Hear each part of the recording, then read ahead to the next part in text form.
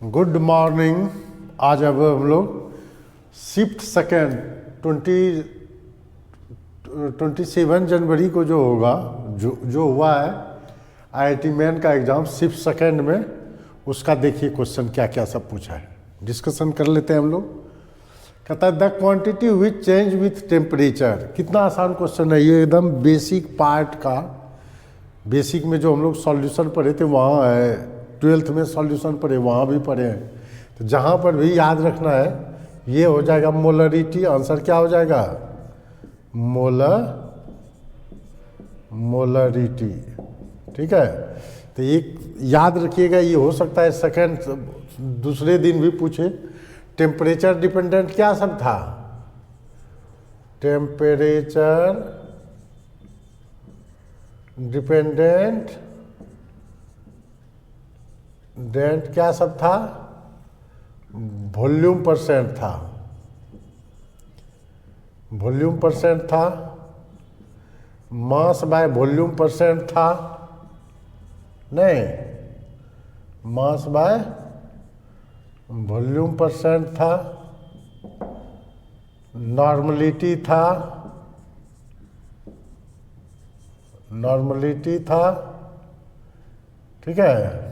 उसके बाद mole fraction नहीं है था, मोललिटी नहीं था, मास परसेंट नहीं था। उसके बाद फॉर्मेलिटी था,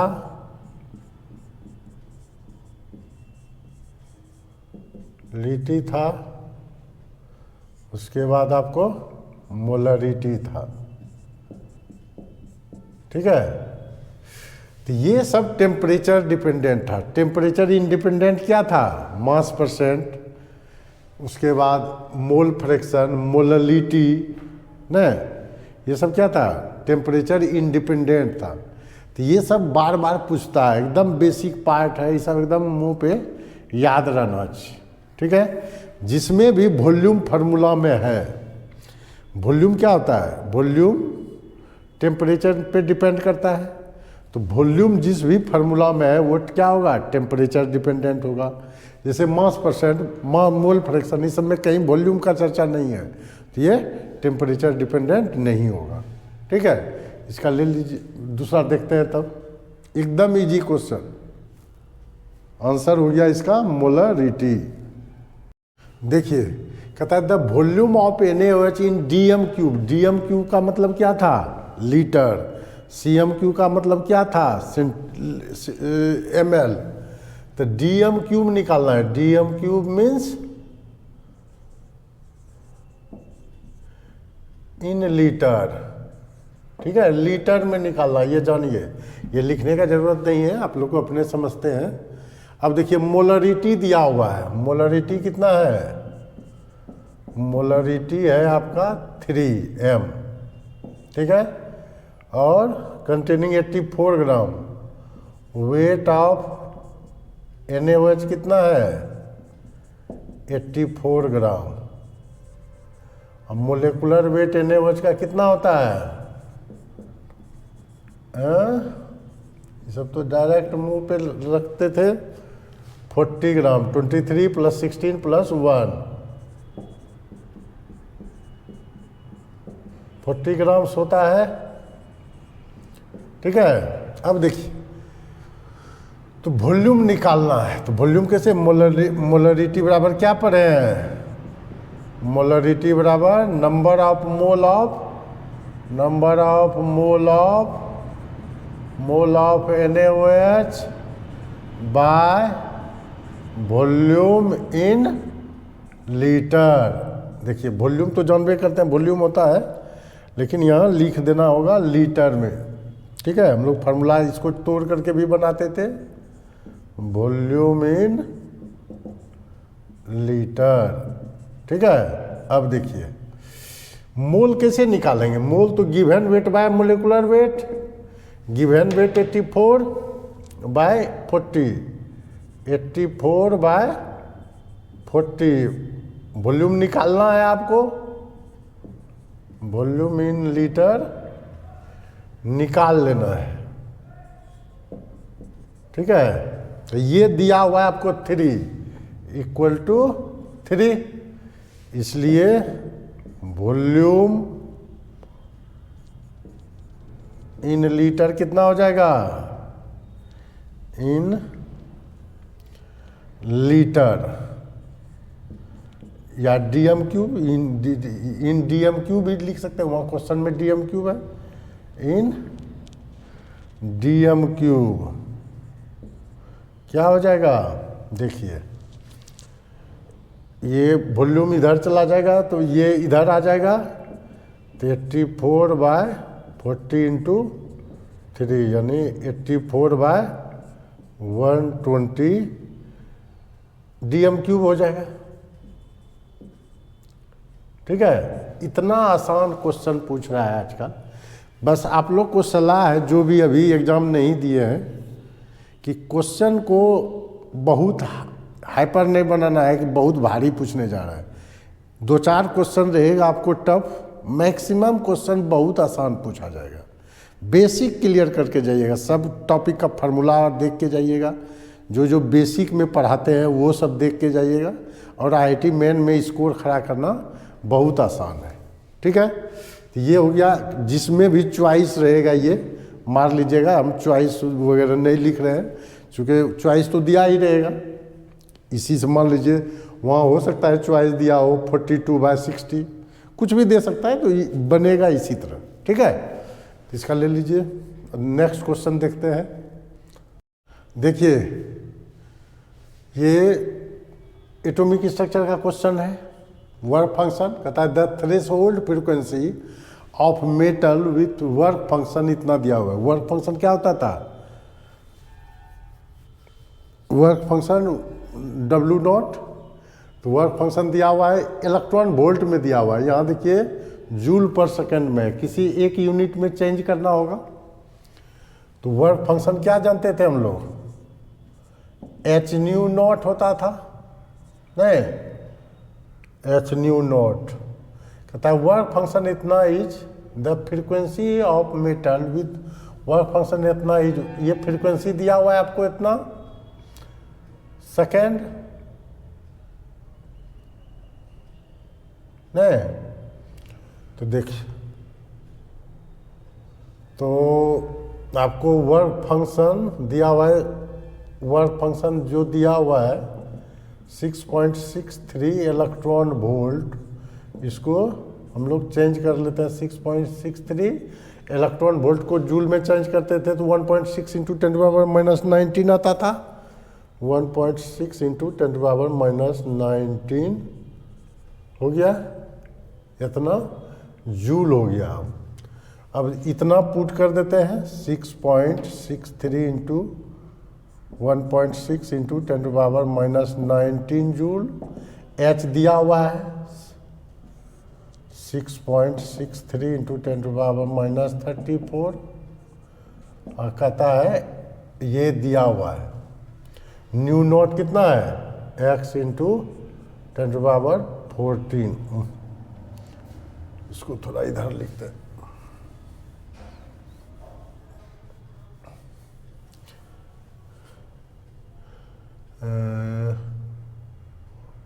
वर्क फंक्शन है मेरा 6.63 electron volt, 6.63 into 1.6 into 10⁻⁻19 joule हो गया, इंटू x इंटू 10⁻14 दिया हुआ है। ठीक है, देखिए 6.6.3 कट गया, इधर हो जाएगा कितना, ये 20 बचेगा, x इंटू 10⁻⁻20, 1.6 इंटू 10⁻⁻19। अब इधर डिवाइड करेंगे तो कितना x इक्वल टू कितना हो जाएगा 1.6 इंटू 10⁻⁻19 बाय 10⁻⁻20, मतलब 1.6 इंटू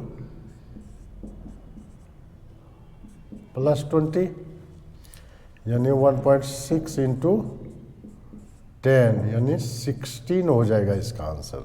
x का वैल्यू जो है 16 होगा। कितना आसान क्वेश्चन है, हम लोग कितना बराबर बनाए हैं, h nu equal to h nu nought plus half mv square उसका सब वेलोसिटी वगैरह सब चीज़ निकालते थे, नहीं काइनेटिक एनर्जी निकालते थे, वर्क फंक्शन निकालते थे, एनर्जी निकालते थे, नहीं फोटो इलेक्ट्रिक इफेक्ट में यही न था। बहुत ही आसान क्वेश्चन पूछता है, सॉल्व करने में भी देखिए आसानी से कट गया। तो क्वेश्चन बहुत इजी रहता है, खाली आप लोग सब फार्मूला दिमाग में घुमाते रहिए। और आईआईटी मेन के क्वेश्चन में कोई आजकल दम नहीं है अब, ठीक है। इसका नेक्स्ट क्वेश्चन देखते हैं हम लोग, समझ गए होंगे। देखिए कितना आसान क्वेश्चन पूछा है, कहता है which of the following can not act as an oxidising agent. तो ऑक्सीडाइजिंग एजेंट के लिए क्या बताए थे, अगर कोई chemical species highest oxidation state में है तो वो हमेशा डिक्रीज ही करेगा, वो क्या शो करेगा, ऑक्सीडाइजिंग एजेंट करेगा। बीच में किसी का ऑक्सीडेशन नंबर है तो ऑक्सीडाइजिंग और रिड्यूसिंग दोनों शो करता है, लेकिन सबसे लोएस्ट है तो वो हमेशा क्या शो करेगा, रिड्यूसिंग एजेंट शो करेगा। तो इसमें देखिए एक केस में क्या है, MnO4 माइनस, Mn का निकालते हैं तो x minus 8 equal to -1 x equal to +7 ये हाईएस्ट ऑक्सीडेशन स्टेट में है, तो ये ऑक्सीडाइजिंग एजेंट है। बी में देखिए SO4 माइनस माइनस, तो क्या हो गया, सल्फर का निकाला है, x minus 8 equal to -2, x equal to कितना हो जाएगा +6, ये भी +6 स्टेट में है। सी में देखिए N3 minus x equal to -3, तो नाइट्रोजन का हम लोग क्या पढ़े थे, -3 टू +5, तो लोएस्ट ऑक्सीडेशन स्टेट में है। ऐसे भी देखिए N3 माइनस मतलब 8 हो गया इलेक्ट्रॉन, उसमें 8 इलेक्ट्रॉन, कभी इलेक्ट्रॉन तो गेन नहीं करेगा, ऑक्सीडाइजिंग एजेंट इलेक्ट्रॉन गेन करता है, ये तो इलेक्ट्रॉन गेन कर नहीं सकता है, इसलिए यही होगा आपका not act as an oxidising agent, ये आंसर मार देंगे। अब देखिए डी में भी इसका क्या है, BrO3 माइनस है, तो क्या हो जाएगा x minus 6 equal to -1, x equal to +5, तो Br जो शो करता है -1 टू +7, तो +7 भी हो सकता है, इधर माइनस भी हो सकता है, तो ये ऑक्सीडाइजिंग और रिड्यूसिंग दोनों है।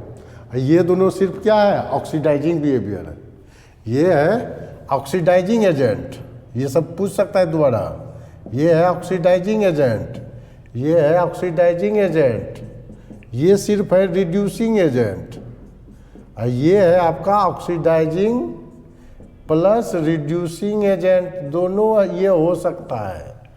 वो डिपेंड करेगा किसके साथ रिएक्शन कर रहा है, चूँकि ये ब्रोमीन का -1 टू +7 स्टेट में रहता है, ये हम लोग ऑक्सीडेशन रिडक्शन में पढ़े हैं, तो -1 भी हो, घट भी सकता है इसका ऑक्सीडेशन नंबर, +7 भी हो सकता है, इसलिए ये ऑक्सीडाइजिंग प्लस रिड्यूसिंग एजेंट होगा। तो कहता है which of the following can not act as an oxidising agent, तो कौन नहीं होगा, आंसर मार देंगे सी, ठीक है।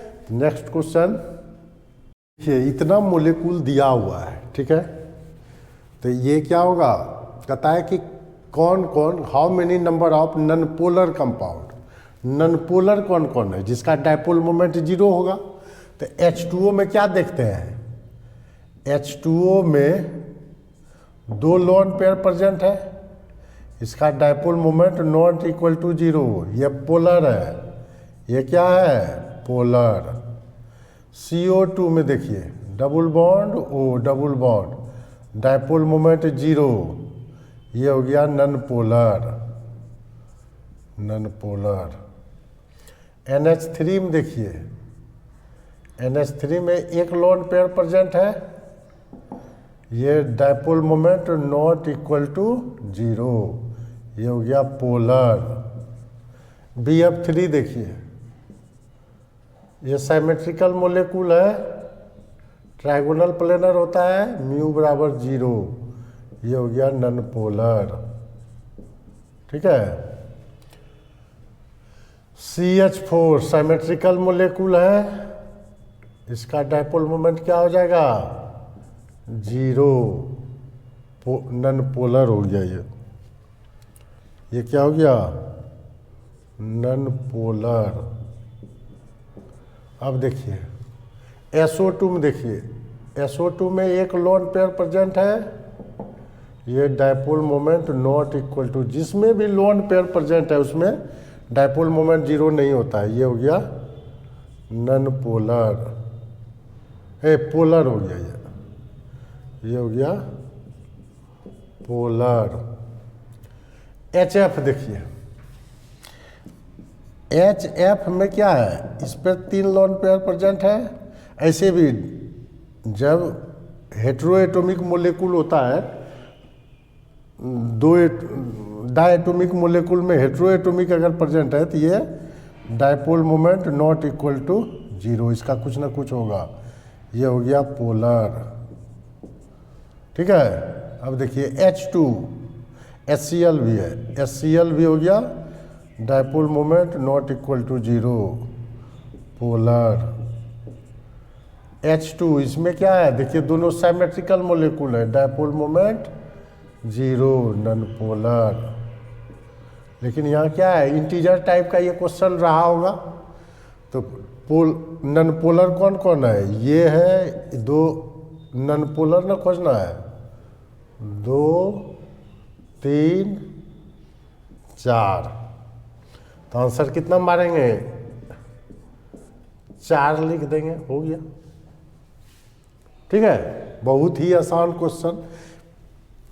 फर्स्ट शिफ्ट में भी ये डायपोल मोमेंट से क्वेश्चन पूछा था। सेकंड, डायपोल मोमेंट बहुत इंपॉर्टेंट टॉपिक है, हाइब्रिडाइजेशन बहुत इंपॉर्टेंट टॉपिक है, और आपको मोलिकुलर ऑर्बिटल थ्योरी उसका बहुत इंपॉर्टेंट टॉपिक है। ये सब कभी देख के तो जाना ही है एग्जाम में, ठीक है।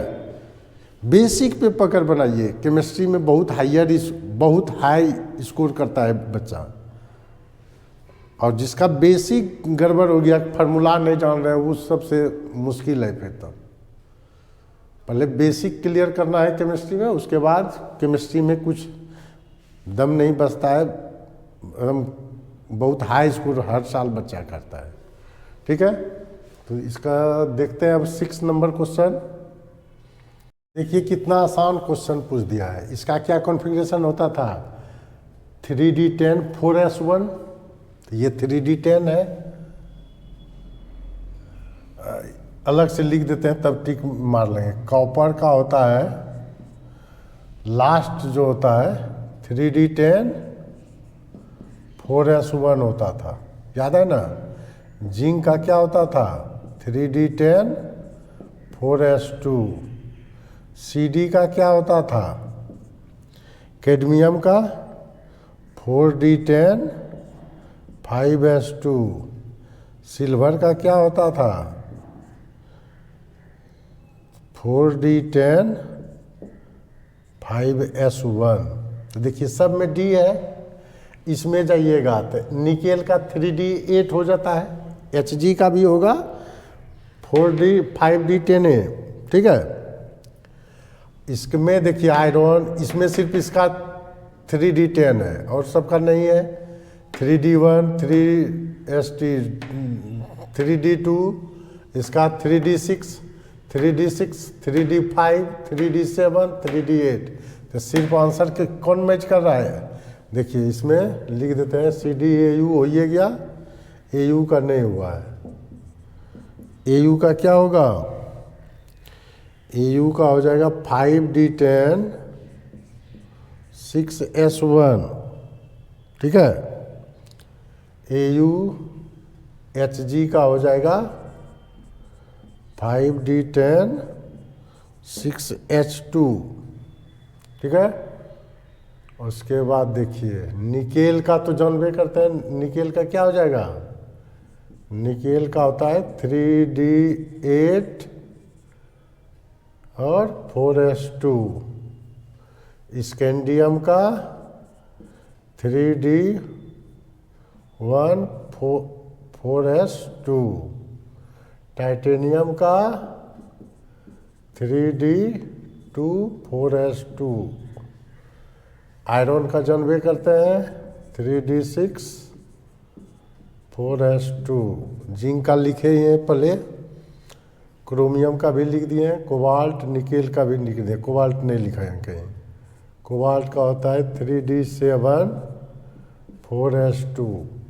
तो मेरा आंसर कौन हो जाएगा, ये हो जाएगा, आंसर ये हो जाएगा।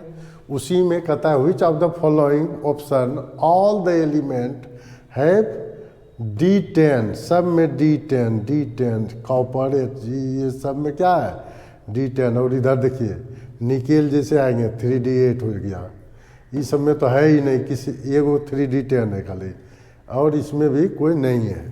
ठीक है, तो ये हो गया आंसर चॉइस। बहुत आसान क्वेश्चन, ये केमिकल बॉन्डिंग एटॉमिक स्ट्रक्चर का है ना, इससे आसान क्वेश्चन होता है।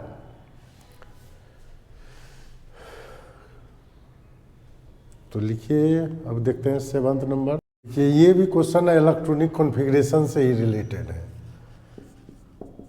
कहता है how many of the following ions have noble gas configuration.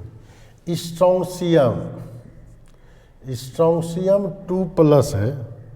Strontium का क्या होता है 38 होता है, तो 2+ का मतलब हो गया 36। 36 किसका होता है, 36 जो होता है ये क्रिप्टन का होता है, क्रिप्टन का 36, तो ये इसी का नहीं इलेक्ट्रॉनिक कॉन्फ़िगरेशन होगा। सीजियम का होता है कितना, 18 ऐड कर दीजिए, 55 है, तो एक घट गया 54 किसका होता है, जेनॉन का होता है, इसका होता है इलेक्ट्रॉनिक। अब एटॉमिक नंबर इसी का है, तो इलेक्ट्रॉनिक कॉन्फ़िगरेशन इसी का होगा। वाइट्रिबियम 2+ है, वाइट्रिबियम का कितना होता है 70, ये हो गया आपको 68। Xenon 54, xenon 4f7 4f14 5d0 कितना हो गया 68 हुआ। जेनॉन 54 14 68 हो गया, 5d0। 6s2 का तो 2 निकल गया, बचा ही नहीं। ठीक है, तो इसमें मतलब नहीं हुआ, लेकिन ये क्या है, इसके अलावा भी है, तो ये नहीं हुआ, ये हुआ, ये हुआ। लेंथेनाइट्स का कितना होता है 59 57 होता है 57, हाँ 2+ है, तो बचा 55, यानी क्या हो गया, जेनॉन तो होगा 54 है इसका, उसके बाद 5d1 में हो जाएगा, 5d1 में चला गया, तो ये भी नहीं हुआ। तो कौन कौन है, कहता है how many of the following, how many number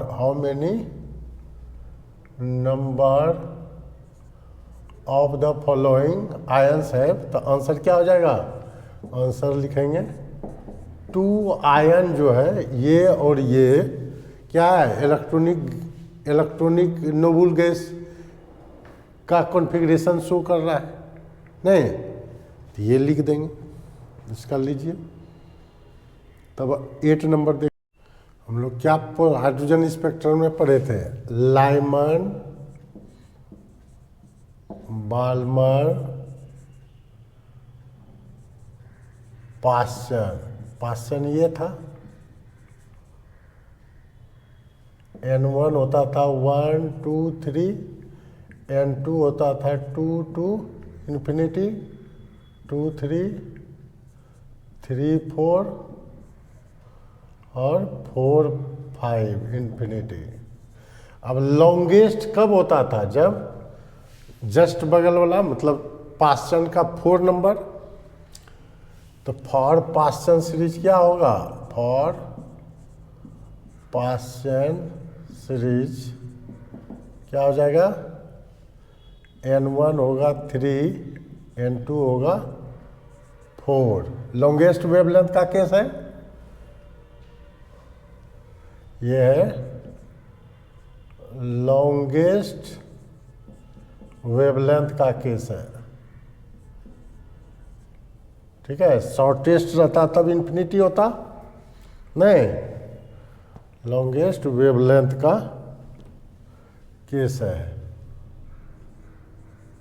longest wavelength में n2 4 लेते हैं और शॉर्टेस्ट में इन्फिनिटी लेते थे, तो क्या लेंगे 1/λ equal to R Z square 1/n1 square minus 1/n2 square. 1/λ R Z तो 1 है हाइड्रोजन एटम के लिए, 1/3 स्क्वायर माइनस 1/4 स्क्वायर हो गया, ठीक है। 1/λ इक्वल टू आर, ये तो 1/9 माइनस 1/16, तो क्या हो जाएगा 1/λ और देते जाइए और 1/λ इक्वल टू आर, ये कितना हो जाएगा कॉमन 144, 16 माइनस 9, तो हमको क्या निकालना है लेमडा, तो 1/λ बराबर हो गया 7r/144। लेमडा बराबर क्या आ गया 144/7r ना, 7r कहता if the longest wavelength for the Paschen series is alpha, तो ये अल्फा इंटू 7r कर दीजिए, तो क्या हो जाएगा alpha into 7r, longest wavelength alpha है, तो फाइंड कहता है फाइंड क्या है अल्फा इंटू ये बराबर अल्फा हो गया, अल्फा इंटू 7r, अल्फा कितना है 144/7r इंटू 7r, कट गया 144 निकल जाएगा, ठीक है, ये निकला, ठीक है। अच्छा क्वेश्चन था एटॉमिक स्ट्रक्चर का। अब हम लोग नेक्स्ट क्वेश्चन देखते हैं। देखिए कहता है total translational kinetic energy in calorie of 1 mole of O2 है 27 डिग्री सेंटीग्रेड। टेम्परेचर कितना दिया हुआ है, टेम्परेचर 27 डिग्री सेंटीग्रेड मतलब 300 केल्विन हो गया, ठीक है। एन दिया हुआ है आपको, number of mole 1 mole, R हम लोग कैलोरी में 2 कैलोरी पढ़ते हैं, कैलोरी पर मोल पर केल्विन पढ़ते थे, गैसियस थ्योरम पढ़े थे हम लोग। देखिए तो 3/2 1 मोल आर है 2, टी है 300, 2 कैंसिल 900 जूल हो जाएगा। कितना आसान क्वेश्चन है, इससे आसान क्वेश्चन नहीं हो सकता है, दिए पुट किए निकल गया आंसर नहीं, वो कैलोरी में निकाले हैं जूल में नहीं, कैलोरी में लिए जूल नहीं होगा, कैलोरी रिच, ठीक है। इतना आसान क्वेश्चन है, सिंपल काइनेटिक एनर्जी बराबर पढ़े थे ना 3/2 RT, तो n मोल के लिए 1 मोल के लिए 3/2 RT भी लिख सकते हैं, जरूरी नहीं है, n मोल के लिए होता है 3/2 nRT, वहाँ दिया हुआ है 1 मोल तो 1 पुट कर दिए, फिर निकल गया 900 कैलोरीज। अब हम लोग देखते हैं नेक्स्ट क्वेश्चन। देखिए अभी जस्ट पढ़ाए थे हाइड्रोजन इलेक्ट्रोड कैलोमेल इलेक्ट्रोड, सब वीडियो में बना हुआ है, क्वेश्चन भी बना हुआ है, वहाँ pH शायद 10 था सिर्फ और कोई फर्क नहीं है, तो यहाँ pH दिया हुआ है 3 यानी H+ आयन कितना हो जाएगा 10⁻³ हो जाएगा नहीं। अब देखिए हाइड्रोजन इलेक्ट्रोड में क्या है 2H+ प्लस 2E से बनता है H2 गैस, यही नहीं बनता है, इसके लिए के पुट कीजिएगा तो के क्या होता है, PH2/H प्लस का स्क्वायर, H प्लस दिया हुआ है 10⁻³ गैस के लिए पार्शियल प्रेशर 1/10⁻³ का स्क्वायर यानी 1/10⁻⁻6 यानी 10⁻6 निकला के। ठीक है, और हम लोग नर्स इक्वेशन लगाते हैं E = E0 सेल बराबर E0 सेल माइनस 0.059 के बदले हम 0.6 ले लेते थे, 0.6 2 इलेक्ट्रॉन यूज हुआ बाय n log के लेते थे। देखिए ये तो जीरो रिवर्सिबल है इक्विलिब्रियम कंडीशन में, ये 0 माइनस 0.06/2 ये log के कितना हो गया, log 10⁻6 हो गया ना, तो 6 ये हो जाएगा, ये तो हो गया माइनस 0.032 कट गया 0.03 हो गया, 0.03 इंटू 6 log 10 तो ये कितना हो गया माइनस 0.18 log 10 1 बराबर हो गया माइनस से माया माइनस 0.18 वोल्ट हो जाएगा ई सेल। कहता है हाइड्रोजन इलेक्ट्रोड का पोटेंशियल रिएक्शन पोटेंशियल निकालना है जब pH 3 है, pH 10 था तो हम लोग NCERT में दिया हुआ वीडियो में बना हुआ है। ठीक है, बहुत आसान क्वेश्चन, हूबहू क्वेश्चन समझिए है। ठीक है, सब NCERT से रिलेटेड ही क्वेश्चन आ रहा है।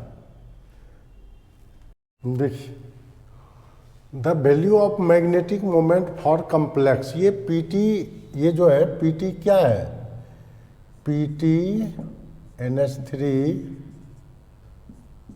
Cl2 CH3 NH2 है, यही है।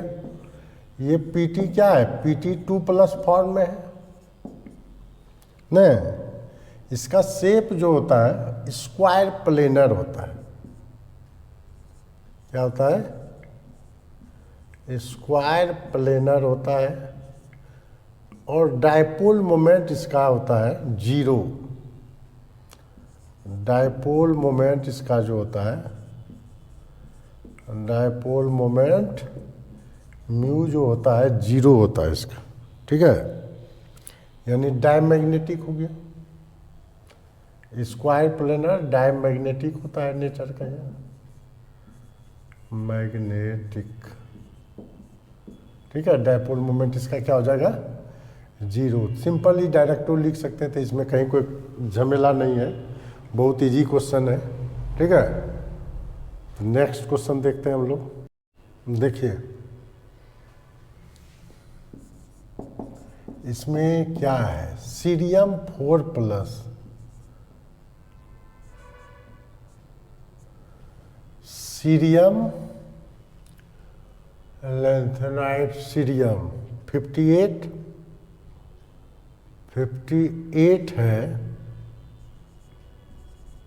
तो इसका बचा 54 यानी जेनॉन का हो गया 54, यानी इनर्ट गैस कॉन्फ़िगरेशन है,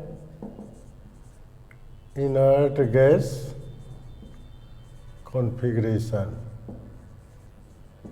कॉन्फ़िगरेशन ये बात तो ट्रू है, इट इज ट्रू, ये तो सही है।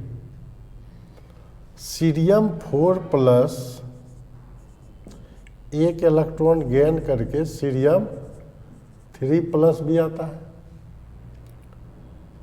ठीक है, ऑक्सीडाइजिंग एजेंट भी गेन किया इलेक्ट्रॉन, नहीं गेन किया नहीं इलेक्ट्रॉन, ऑक्सीडाइजिंग एजेंट भी है, ऑक्सीडाइजिंग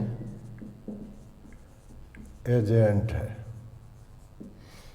एक बार और पूछा था, इसका जो है ये भी कभी कभी देता है E cerium 4 plus oblique cerium 3 plus, ये मतलब इस इक्वेशन के लिए ये होता है 1.74 वोल्ट, ठीक है, प्लस में। तो ऑक्सीडाइजिंग एजेंट है, लेकिन ये स्ट्रॉन्ग ऑक्सीडाइजिंग एजेंट है, ये गलत बात, ठीक है। तो इसमें क्या होगा, assertion and reason both are correct या ट्रू। एसर्शन एंड रीजन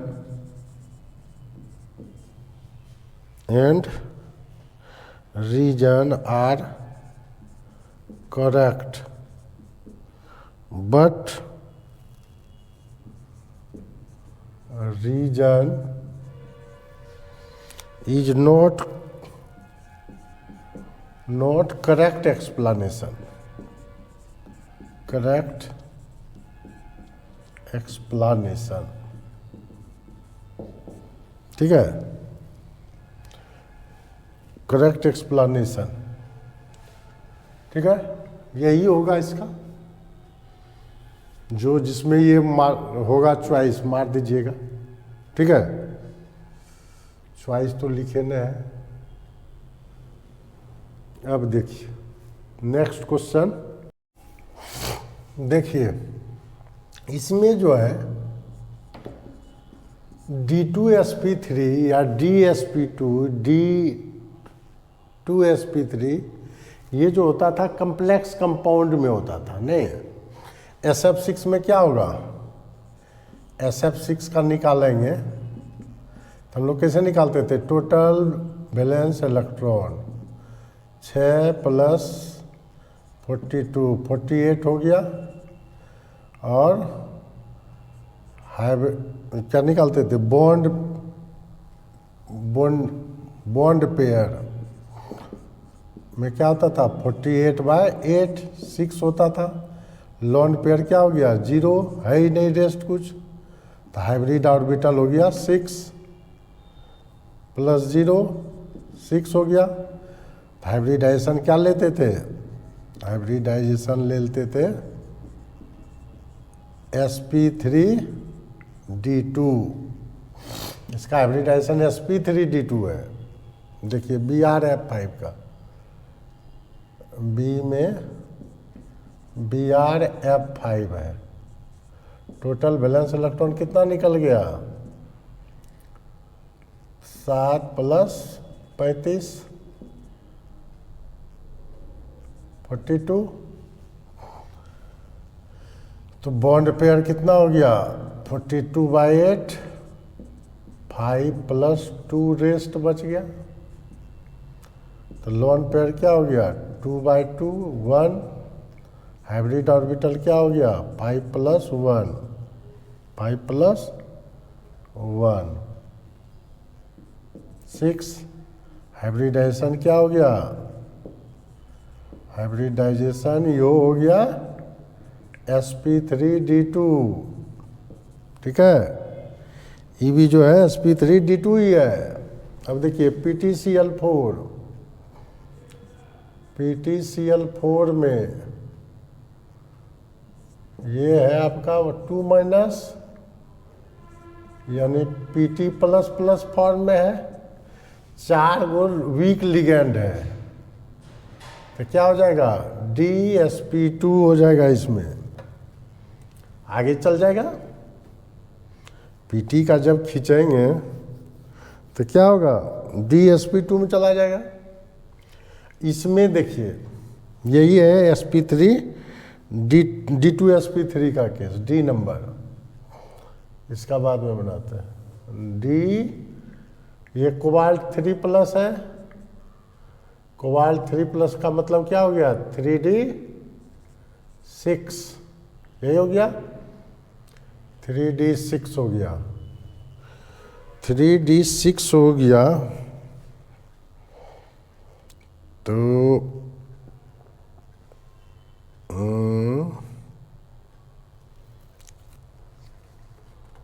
अब देखिए 3d6 है, तो डी में ये स्ट्रॉन्ग लिगेंड का केस है। अच्छा, वो इलेक्ट्रॉन क्या होगा, पेयर्ड हो जाएगा। 6 इलेक्ट्रॉन पेयर हो गया, इसमें जाएगा इसका लिगेंड का, इसमें जाएगा लिगेंड का, पी में जाता था 3 गो लिगेंड का। तो हाइब्रिडाइजेशन क्या होता था, यही ना होता था हाइब्रिडाइजेशन। तो हाइब्रिडाइजेशन क्या हो गया, हाइब्रिडाइजेशन हो गया इसका sp3d2। ठीक है, इसका हाइब्रिडाइजेशन हो गया sp3d2। क्लियर। अब देखिए, इसका तो होता है 78, तो ये Pt2+ के फॉर्म में है, Pt2+ के फॉर्म में है। ठीक है, तो ये बन जाएगा sp3, Pt2+ के फॉर्म में है। तो ये कैसे होगा,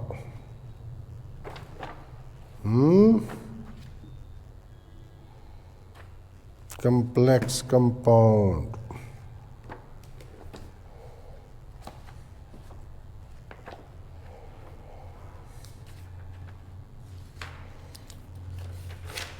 ये जो है PtCl4,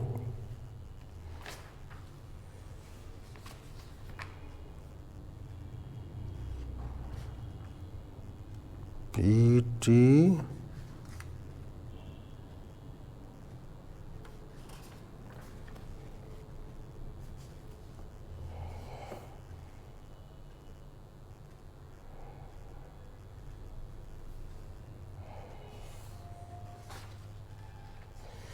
ये स्क्वायर प्लेनर बनाता है। अभी इसके पहले पढ़े थे Pt2+ के फॉर्म में, ये स्क्वायर प्लेनर बनाता था। ठीक है, DsP2 बनाता है ये। तो कहता है sp3 D2sp3 इसमें आ जाएगा ना। इसका तो sp3d2 dsp2, इसका sp3d2 है।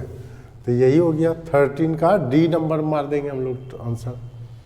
ठीक है, तो अब देखते हैं नेक्स्ट क्वेश्चन। देखिए, first order reaction chemical kinetics का दिया हुआ है, T99.9 है। ठीक है, तो के बराबर क्या पर है, 2.303 by T log a by a minus x होता था। अगर 100% लेते हैं तो ये हो गया 2.303 बाय टी 99.9, तो ये हो गया इंटू लॉग 100 बाय 100 माइनस 99.9, तो ये हो गया 2.303 इंटू लॉग 100 बाय 0.19 है, तो 0.1 बाय टी 99.9, तो ये हो जाएगा 10⁻³ 2.303 बाय टी 99.9 इंटू लॉग 10⁻³ 3 इधर कर दीजिए, 2.303 इंटू 3 बाय टी 99.9। अब देखिए, अब अगर के फिर पुट करें 50% के लिए, के बराबर 2.303 बाय टी हाफ, 50% मतलब T half log 100 by 100 minus 50। ठीक है, तो ये हो जाएगा 2.303 बाय टी हाफ, ये हो जाएगा log 2.303 into 0.3010 by T half. ये इक्वेशन सेकेंड है, इक्वेशन फर्स्ट है। फ्रॉम इक्वेशन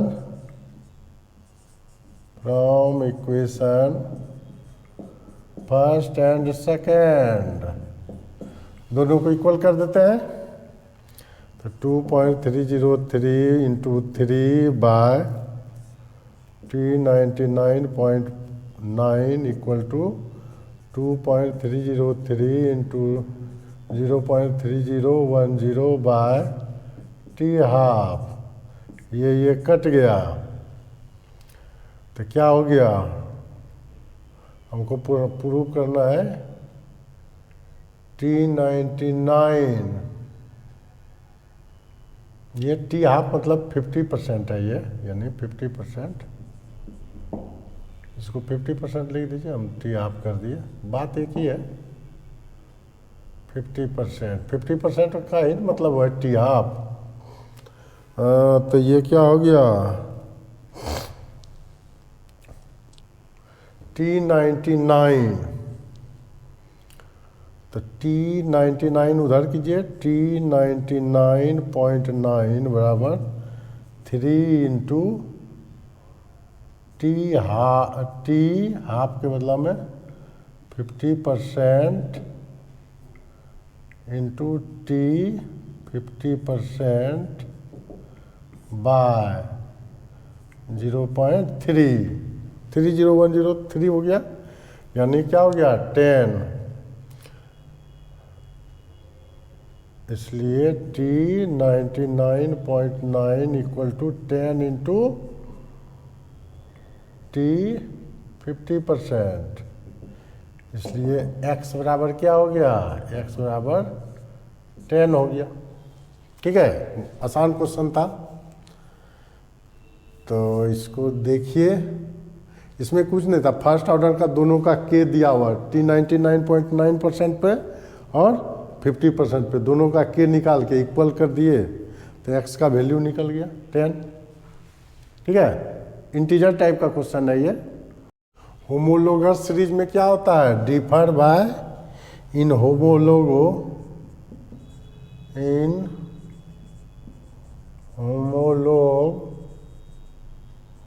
डिफर बाय कितना से, differ by CH2 monocarboxylic acid. तो पहला क्या होगा HCOOH, इसका डिफरेंस CH2 है तो ये हो जाएगा CH3COOH। सेकेंड होमोलोग कहता है, ये को और CH2 होगा तो ये क्या हो जाएगा CH3CH2COOH ना, सेकेंड होमोलोग कर रहा है तो ये हो जाएगा प्रोपेनोइक एसिड। ठीक है, एकदम बेसिक क्वेश्चन है, एकदम बेसिक इसको बोलते हैं होमोलोगस सीरीज। 9th 10th में भी पढ़े होंगे। ठीक है, इसका लीजिए, देखिए ये ऑर्गेनिक का टेस्ट है। तो फिनॉल का जो टेस्ट करते हैं हम लोग पैथिलीन डाई टेस्ट से करते हैं। ठीक है, ए नंबर जो है आंसर होगा इसमें ए नंबर। ठीक है, पैथिलीन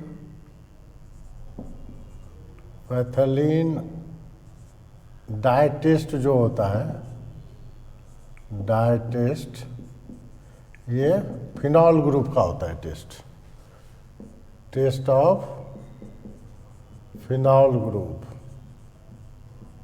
ठीक है, कार्बाइल एमीन टेस्ट जो होता है, कार्बाइल एमीन टेस्ट से हम लोग क्या फिनाइल आइसोसेनाइड बनाते थे। फिनाइल एमीन टेस्ट जो है ये एमीन ग्रुप का, प्राइमरी एमीन का टेस्ट है, टेस्ट ऑफ प्राइमरी एमीन। ठीक है, इसको लूकस रिएजेंट टेस्ट किसके लिए पढ़े थे, कल भी था ये लूकस रिएजेंट टेस्ट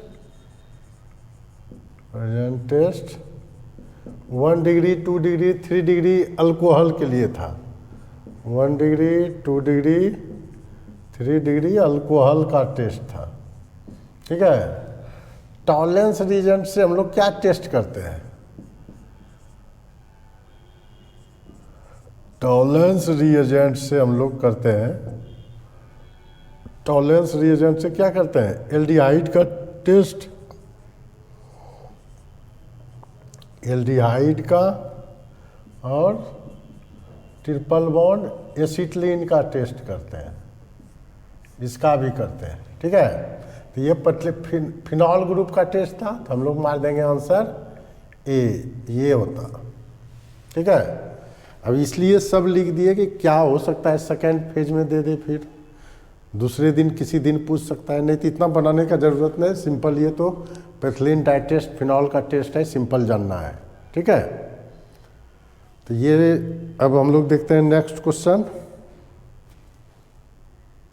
देखिए कहता है इनकरेक्ट पेयर इज, कौन इनकरेक्ट पेयर है? हैबर प्रोसेस में हम लोग क्या करते हैं? अमोनिया बनाते जब है N2+3H2 iron as a catalyst use करते हैं, तब अमोनिया बनता है। पॉलीथीन, इथीन से पॉलीथीन जब बनाते हैं तो इसको बोला जाता है जिगलर नाटा कैटलिस्ट न, ये है जिगलर नाटा कैटलिस्ट है। तो जिगलर नाटा कैटलिस्ट ये यूज होता है, फोटोग्राफी में ये यूज होता ही है, ये यूज होता ही है, ये हैबर प्रोसेस में। इसमें ये वेकर प्रोसेस में क्या होता है? वेकर प्रोसेस में ये इनकरेक्ट है, यही है। तो आंसर जो होता है इसका क्या होता है? इनकरेक्ट पेयर ही कर रहा है, आंसर डी होता। तो इसमें क्या होता है ये जान लीजिए, लेकिन इसमें जो है इथिलीन PdCl2 प्रेजेंस में, PtCl2 लिख दिया है, पैलेडियम क्लोराइड के प्रेजेंस में एसिटल्डिहाइड में कन्वर्ट होता है। ये है वेकर प्रोसेस। ठीक है, तो यही इनकरेक्ट पेयर है, और तो सब सही है। पॉलीथीन में जिगलर नाटा यूज करते हैं, ये हैबर प्रोसेस, फोटोग्राफी में AgBr यूज होता है। ठीक है, इसका नेक्स्ट क्वेश्चन अब देखते हैं हम लोग। देखिए अच्छा क्वेश्चन पूछा है, ये कैसे बनाइएगा? ये Cl CH2 होल 4 है, Cl एक्सेस अमोनिया के साथ रिएक्शन करता है, एक्सेस है। ये दोनों Cl गायब हो गया तो बन जाता है NH2 CH2 CH2 CH2 और CH2 NH2। ठीक है, ये है, और निकला होगा क्या? 2HCl निकला होगा। तो 2HCl NaOH के साथ रिएक्शन करके, इधर 2HCl NaOH के साथ रिएक्शन करेगा तो क्या बना देगा? 2NaCl प्लस 2H2O बनाया होगा। अब ये जो बना,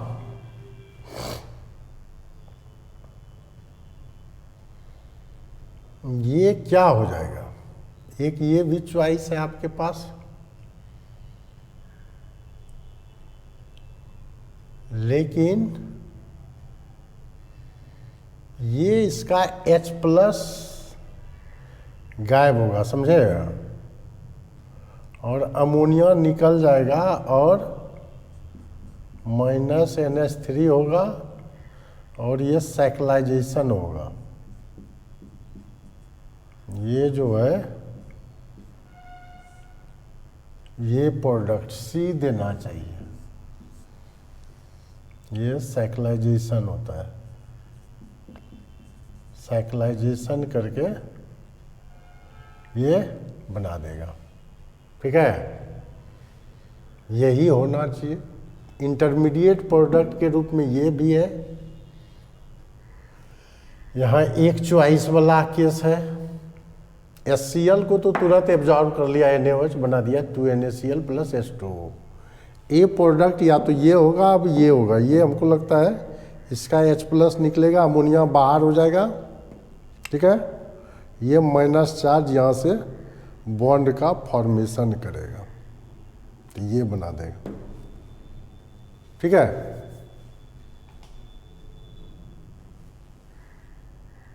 देखते हैं नेक्स्ट क्वेश्चन। देखिए इसका प्रोडक्ट जो होगा हमेशा बॉन्ड ब्रेक करेगा, टर्सरी कार्बोकेटायन बनेगा। या अगर ये रहता बेंजीन रिंग तो भी ये फिनॉक्साइड आयन बनता, ज़्यादा स्टेबल होगा। तो ये जब भी बॉन्ड ब्रेक करेगा तो बॉन्ड का ब्रेकिंग यहाँ से ही करेगा, यहाँ से बॉन्ड ब्रेक करेगा तो HI के साथ रिएक्शन करेगा, तो यहाँ कार्बोकेटायन ये बना देगा फिनॉक्साइड आयन, फिनॉक्साइड नहीं है, O- plus CH3 tertiary carbocation है, 3 डिग्री कार्बोकेटायन बना, मोर स्टेबल होता है, मोर स्टेबल होता है, ठीक है। अब ये HI के साथ रिएक्शन करेगा तो H प्लस I माइनस है, I माइनस यहाँ अटैक करेगा, O माइनस यहाँ अटैक करेगा, तो प्रोडक्ट जो बन जाएगा क्या बनेगा, ये बन जाएगा आपका OH यहाँ रहेगा प्लस CH3I। ये जिसमें चॉइस होगा ये दोनों प्रोडक्ट वो मार देना है। यहाँ बेंजीन रिंग भी होगा तो भी फिनॉल ही बनेगा, याद रखिएगा, तब तो और ज़्यादा स्टेबल हो जाएगा फिनॉक्साइड आयन, ठीक है। तो यही प्रोडक्ट बनेगा इसका, ठीक है। इससे ये टूटा और ये बन गया। यहाँ पर सोचिएगा कार्बोकेटायन बना हुआ है तो ये सेकेंडरी कार्बोकेटायन है, ये लेस स्टेबल हो जाएगा, इसलिए जब भी टूटेगा टर्सरी कार्बोकेटायन बनना है, ठीक है। तो ये हो गया इसका। लीजिए अब नेक्स्ट क्वेश्चन बनाते हैं। देखिए ये क्या है, sp3 कार्बन है, ये भी sp3 कार्बन है, ये भी sp3 कार्बन है, ये सिर्फ sp2 कार्बन है। sp2 कार्बन नॉट गिव्स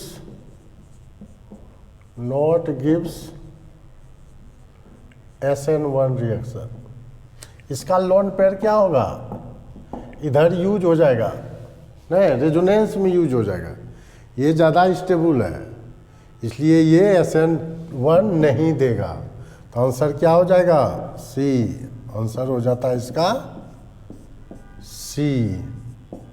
और सब में क्या है, ये भी sp3 है जी, sp3 हाइब्रिडाइज्ड कार्बन है, सब में sp3 हाइब्रिडाइज्ड कार्बन है, सिर्फ इसी में sp2 हाइब्रिडाइज्ड कार्बन है, इसीलिए ये नहीं देगा, ठीक है।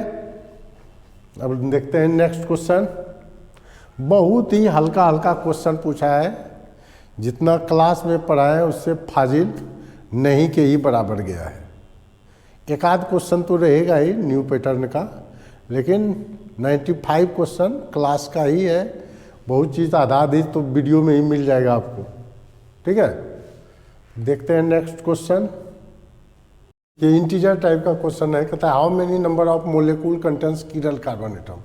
देखिए इसमें चौथा जो है हाइड्रोजन है, मतलब क्या है, ये अलग है, ये इधर अलग है, ये कायरल कार्बन है, ये हो गया। इसमें देखिए कहीं कायरल नहीं है, इसमें देखिए ये कायरल है, हाइड्रोजन इधर CH3 इथाइल NO2, ये कायरल है, इसमें ये कायरल है, इसमें ये कायरल है, तो कितना हो जाएगा आंसर, ये भी है, ये भी है, ये भी है, यानी 4 गो है, आंसर 4 मारेंगे इसमें। ठीक है, आसान क्वेश्चन था, बेसिक ऑर्गेनिक केमिस्ट्री का है। देखिए ये जो है रीमर टाइमन रिएक्शन है। रीमर टाइमन रिएक्शन कैसे, इससे इसके साथ रिएक्शन करता है। Phenol react with chloroform and KOH और NaOH। Phenol react with NaOH, CO2 and acidic के कंडीशन में ये रिंग भी है, ये भी रिंग है। ये ऑक्सीडेशन होता है इससे, ये अल्काइलेशन होता है। आसान क्वेश्चन है, सिर्फ नेम ऑफ रिएक्शन पर है सब। ठीक है, तो इसका लीजिए। देखिए कितना आसान क्वेश्चन दिया है, एकदम इजी। लाइन फार्मूला कर रहा है। लाइन फार्मूला में हम लोग क्या जानते हैं कि चेन में कार्बन को रिप्रेजेंट नहीं किया जाता है, तो यहाँ पर है OH CH CN2, तो यही हो जाएगा आंसर। इसमें देखते हैं सब में बॉन्ड शो किया है, ये सब होगा नहीं। आंसर क्या हो जाएगा, A। ठीक है, कितना आसान क्वेश्चन है, इससे आसान क्वेश्चन नहीं पूछा जा सकता है। देखिए कहता है which type of protein can not denaturised, मतलब कोई भी प्रोटीन को हीट करते हैं सेकेंडरी टर्सरी क्वाटरनरी को, तो वो डिसोसिएट करता है, जिससे हम लोग क्या समझते हैं, जैसे गर्मी के दिन में हम लोग थकावट फील करते हैं ना, जैसे 35 डिग्री से अबव टेम्परेचर होगा तो प्रोटीन डिसोसिएट होने लगता है। तो डीनेचुराइजेशन किसका होता है, सेकेंडरी टर्सरी क्वाटरनरी का, प्राइमरी का नहीं होता है। तो कहता है which type of protein can not be denaturised when heated, तो आंसर क्या मार देंगे, A. Primary secondary tertiary quaternary का होगा, वो डीनेचुराइज्ड होता है। ठीक है, देखिए PH CH double bond CH2 BH3 जब टूटता है तो BH2, इसे लिखिए तो BH2, ये डेल्टा प्लस ये डेल्टा माइनस इसी में रहता है। ठीक है, तो ये देखिए ये माइनस ये चला जाएगा प्लस, ये इस पर चला जाएगा और ये चला जाएगा इस पर, तो क्या हो जाएगा PH CH2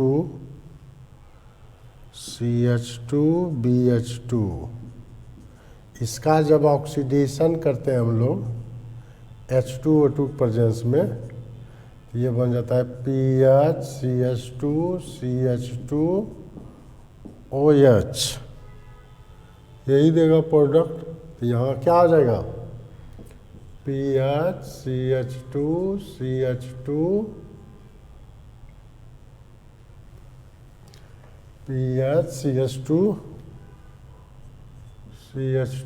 OH, शायद यही हो सकता है, दिया होगा। ठीक है, तो क्वेश्चन कुछ बहुत टफ नहीं था, क्वेश्चन आसान क्वेश्चन था। बेसिक डेली पढ़ के जाइए, जो भी एग्ज़ाम देने जा रहे हैं बेसिक क्लियर रखिए, उसके बाद आपको कहीं कोई प्रॉब्लम नहीं होगा कि 95-97 परसेंटाइल नहीं लाए। बेसिक फार्मूला सब क्लियर, बेसिक चीज़ पढ़ के जाइए। ठीक है, और 2-4 क्वेश्चन तो सब पेपर में रहेगा टफ, उसके बाद मैक्सिमम क्वेश्चन इजी देगा। ठीक है, तो ठीक है, वीडियो को आप लोग जो न्यू व्यूअर है सब्सक्राइब ज़रूर कर लीजिएगा ताकि आपको डेली मिलता जाए, और लाइक कर दीजिएगा, अपने फ्रेंड में लिंक ज़रूर शेयर कर दिया करें। Thank you.